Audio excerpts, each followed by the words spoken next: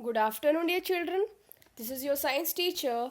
Now take out your science textbook and open page number 142 from lesson number 14 Water.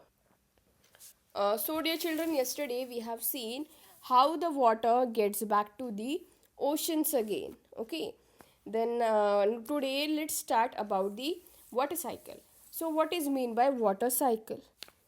Water cycle is when sun rays comes to the surface of the earth. Okay, the water body, the present on the earth's surface, okay, get heated. Okay, then after heating, the water vapors goes up to the sky. Okay, and it leads to the formation of cloud. Okay, then that cloud gets converted into the water droplets again, because as you go up, okay, the more you go up, you get more cooler weather. Okay, because of that, the water gets cooler. Okay, and then it comes back to the earth's surface in the form of water droplets. Okay, but if the weather is too much cool, it comes as a hailstone, or you can say the snow. Okay, in this type the water cycle is done. So we know that water brought back to the surface of the earth by rain, hail, or snow, so goes back to oceans. Thus water from the ocean and surface of the earth goes into air as vapors, okay, returns as rain, hail, or snow, and finally goes back to the ocean. The circulation of water in this manner is known as the water cycle. So that circulation of water is known as the water cycle. So this circulation of water between ocean and the land is a continuous process. Okay, this maintains the supply of water on land. Okay, so that is the main cause of maintaining water supply on the surface. So the question is, what if it rains heavily? Okay, then what happened when it rains heavily? So the time, duration, and the amount of rainfall varies from place to place. As you know that in desert area we have low rainfall, less rainfall. Okay, in forest area we have means large number of rainfall. So in some parts of the world it rains throughout the year, while there are places where it rains only for few days. Okay, so in our country most of the rainfall occurs during the monsoon season. Okay, during the rainy season.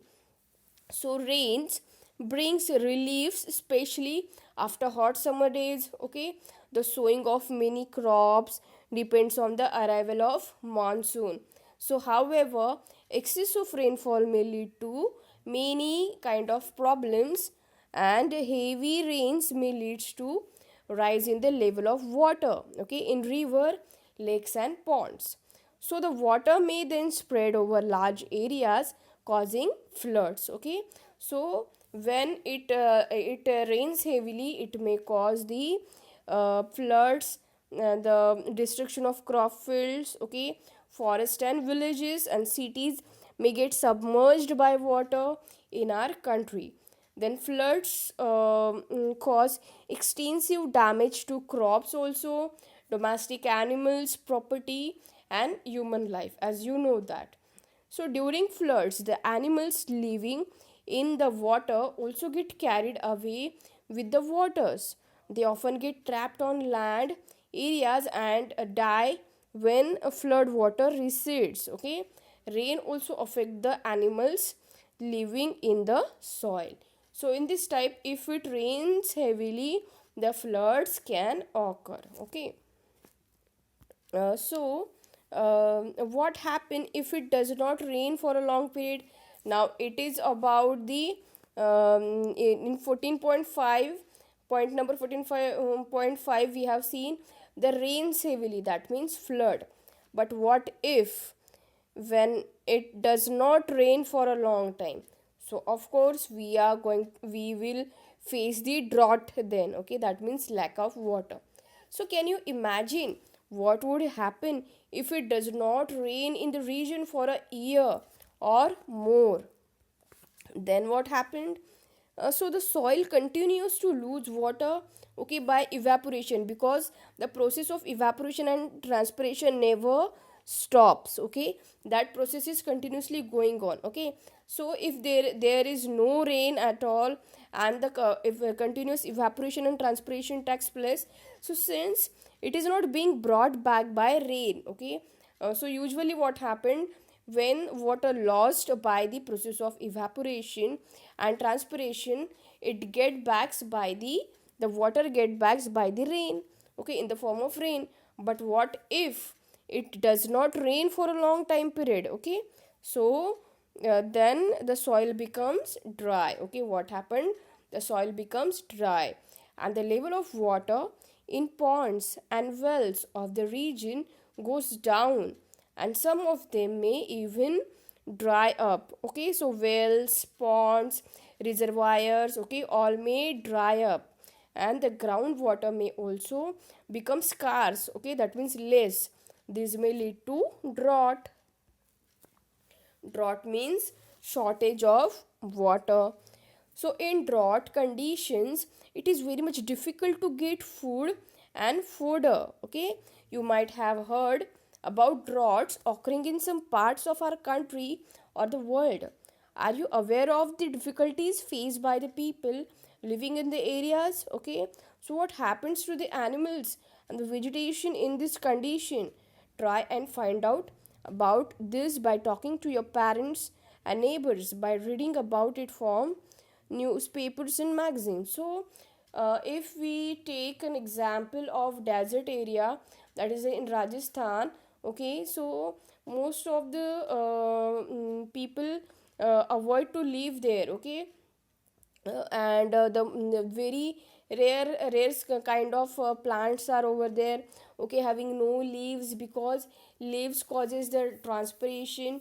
So to avoid the transpiration, the leaves converted into thorns, okay. And the animals like camels, okay, they are having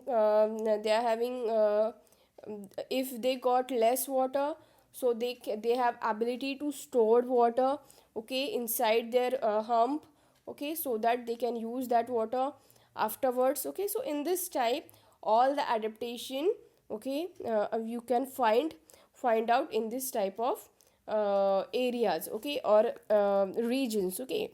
So this is all about the floods and droughts, okay. So dear children, today we have seen about the water cycle, how water cycle works.